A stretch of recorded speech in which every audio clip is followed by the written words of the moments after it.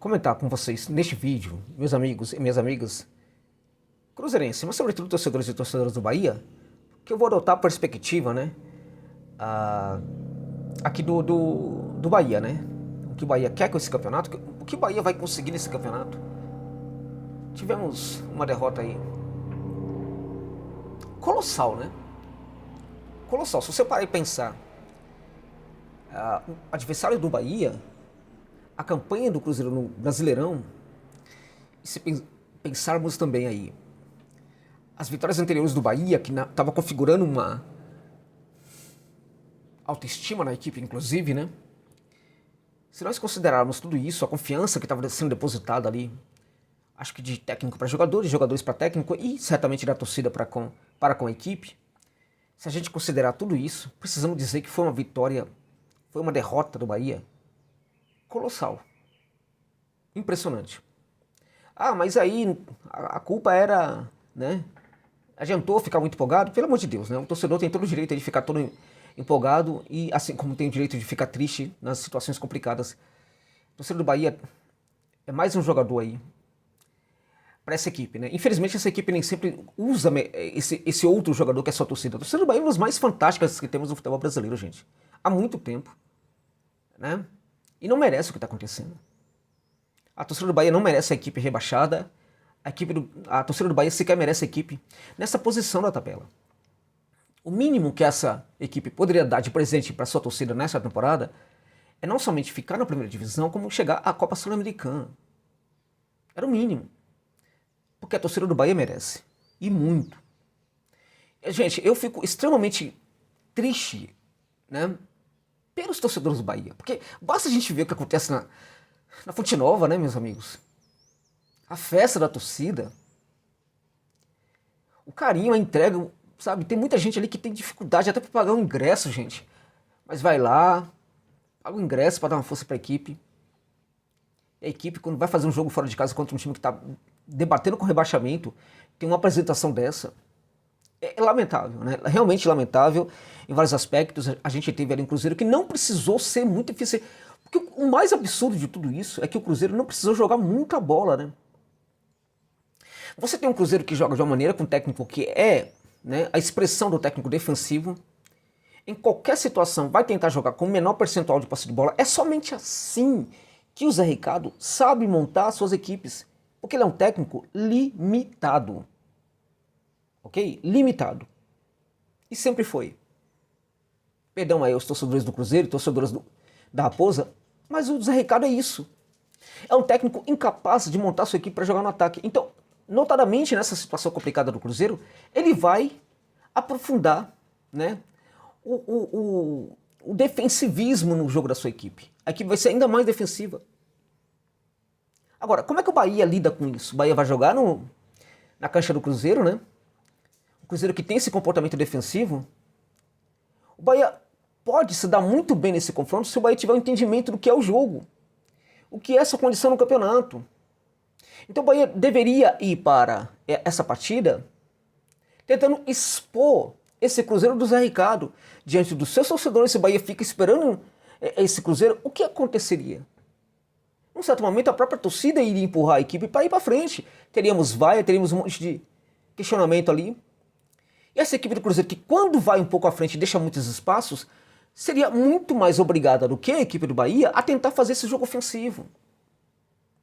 E aí muitos espaços apareceriam. Mas para ter esse entendimento, para que isso acontecesse, deveria ter o entendimento prévio por parte do Rogério Ceni de que o empate seria interessante, porque se nada acontecesse, o Bahia sairia com o empate de Minas Gerais. Neste momento, o empate poderia ser um resultado interessante. A equipe veio de vitórias, o empate fora, mesmo que contra o Cruzeiro, tudo bem. Agora, essa ideia de que vamos lá, vamos detonar, tal, pera, a gente ainda tem um Bahia que está se rearmando, que está se reconstruindo. Então aquelas duas vitórias não podem, sabe, configurar aos olhos de todos, exceto do torcedor que tem todo o direito de achar. Alguns falam, mas a equipe, o torcedor acha que a equipe aqui é o Bayern de Munique, é o Barcelona, é o Manchester City, é o Real Madrid. Deixa o torcedor em paz, meu irmão. Achando o que ele quiser achar. Agora a comissão técnica não pode achar isso. Tem que ter o pé no chão. E o Ceni sempre teve esses problemas, gente. Sempre teve esses problemas. Parece que falta entendimento do que está acontecendo na realidade. Falta entendimento da inserção da sua equipe no contexto do futebol brasileiro.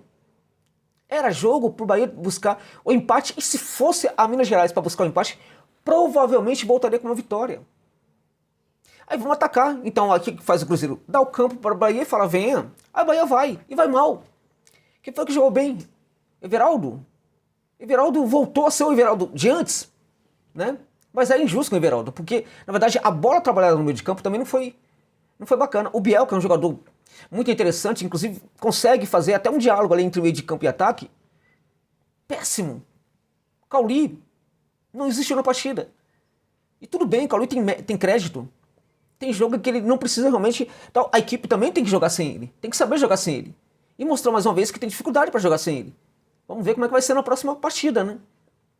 Aí quando sai o Cauli, aí o cara me coloca ratão. A típica situação em que você poderia colocar o Luciano Juba. Aí depois, quando o Juba joga e não joga bem, as pessoas reclamam. É que esse cara aí, tá vendo? Tudo que falavam dele e tal. O jogador, eu sempre falo, é um poço de emoções. Numa situação dessa, o jogador tá olhando, tá vendo que a posição ali, o cara pra entrar ali era ele, aí o técnico coloca um outro jogador. Inclusive o jogador, veja, você tem uma ideia de jogo e você coloca o jogador errado naquele momento, meus amigos. Entende? Como é que fica o Luciano Juba ali no banco? Como é que fica a autoconfiança desse jogador? A autoestima desse jogador? Aí quando você coloca ele em campo, ele não vai bem? Não vai bem também porque a autoestima está bombardeada. E o Ceni tem feito isso com o Luciano Juba. Infelizmente. Ok? A gente olhar, por exemplo, para o Camilo Cândido, só não foi pior que o Gilberto. Aí o Bahia vai, coloca os laterais ultra-ofensivos, né? E o pior, gente, em alguns momentos, os dois laterais ultra-ofensivos. Os dois. Camilo Cândido não acertou nada. Agora, do outro lado, o Gilberto, além de também de não ter acertado absolutamente nada, errou muito mais do que o Cândido. Porque ele apresentou dificuldade para voltar, para recompor. Foi uma avenida ali para o Cruzeiro jogar. Uma avenida. A dupla defensiva, vamos lá, né, gente? Vamos lá. Vitor Hugo saiu da equipe, né? Ok. Entrou ali a dupla agora é o Raul com o Canu, né? E aí, gente, o fato do zagueiro anterior sair e entrar o Raul, né?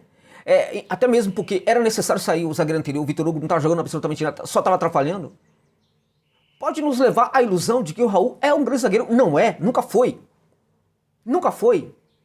E a presença do Raul ali, assim como também do Vitor Hugo, mostra a ineficiência na busca de reforços. Os erros da gestão quando foi ao mercado buscar jogadores para a defesa. Entende? Porque o Raul aqui no Corinthians era um jogador extremamente irregular.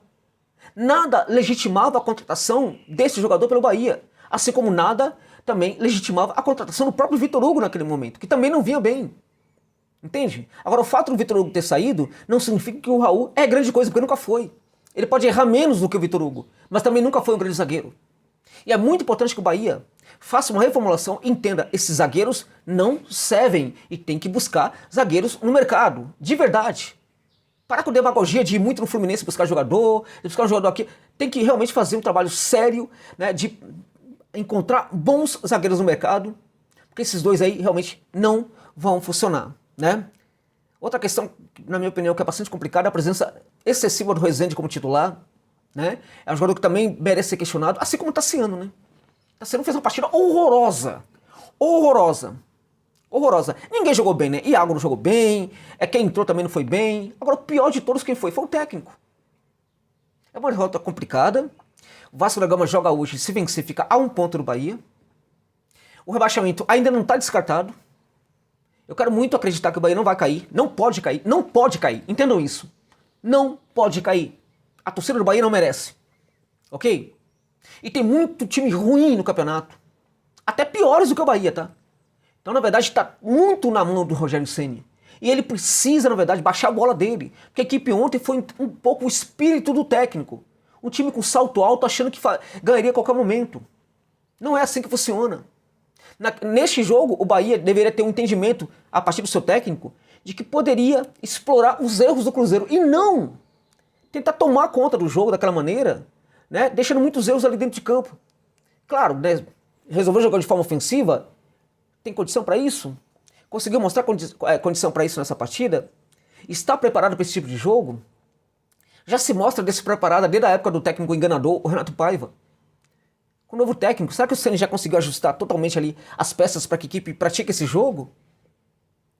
Mesmo diante de uma equipe que está na zona do rebaixamento? Será que está preparado para isso? Porque se está preparado, ok. Mas será que está? Porque se não está, é um outro erro do técnico. Ah, mas nós vamos jogar contra o time que está perto da zona do rebaixamento, né? Pois bem, mas esse time quer justamente esse tipo de jogo. Não teria que mudar a maneira do Bahia jogar, justamente porque esse time do Cruzeiro quer esse tipo de jogo, quer que o Bahia jogue no ataque. Um absurdo, veja bem, o Bahia teve toda a posse de bola durante todo o jogo. O Bahia ficou com a posse de bola muito maior, né? Foi ali 61% de posse de bola na média. Chegou a ser maior que isso, o percentual. Maior que isso.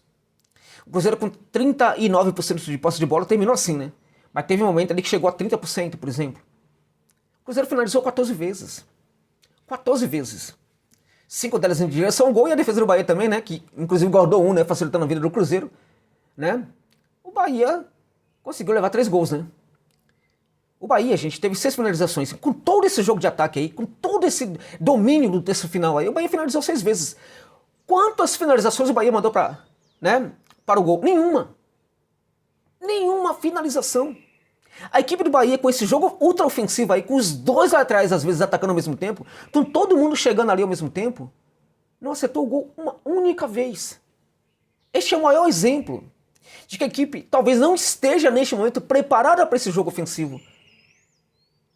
Mas o Ceni, ele não olha para esses números. Ele não olha, gente. Ele não tá nem aí para esses números. Se precisar, vai jogar assim de novo, numa outra situação em que o Bahia vai precisar ter um menor percentual de posse de bola. Vai jogar agora contra o Palmeiras. O Palmeiras é uma equipe hoje que gosta também de pegar rivais que atacam. O Palmeiras não está conseguindo atacar. É o típico jogo em que o Bahia precisa buscar, na verdade, né, ter esse equilíbrio aí, de repente ceder essa bola para o Palmeiras. Porque mesmo que a situação seja complicada, perder o Palmeiras é o pior dos mundos. O empate talvez não seja tão complicado assim. Entende? Então o Ceni precisa entender, o Bahia está pronto para esse jogo ofensivo? Os números dessa partida aí, em que o Bahia foi ultra ofensivo contra um time que só ficou se defendendo, mostram perfeitamente que o Bahia não está configurado para esse tipo de jogo neste momento. E se o técnico do Bahia repetir esse erro, a situação pode ficar muito grave para o esquadrão. Esperemos que isso não aconteça, porque o Bahia é o Bahia, né? E o Bahia está acima dos seus técnicos, dos seus jogadores e tudo mais, né? E ao lado do Bahia está aquilo que configura o Bahia, que é a essência do Bahia, que é a sua torcida. E, sobretudo por causa da sua torcida, não somente pelas tradições do esquadrão, a equipe não pode cair para a Série B do futebol brasileiro. Tá bom, meus amigos? É isso.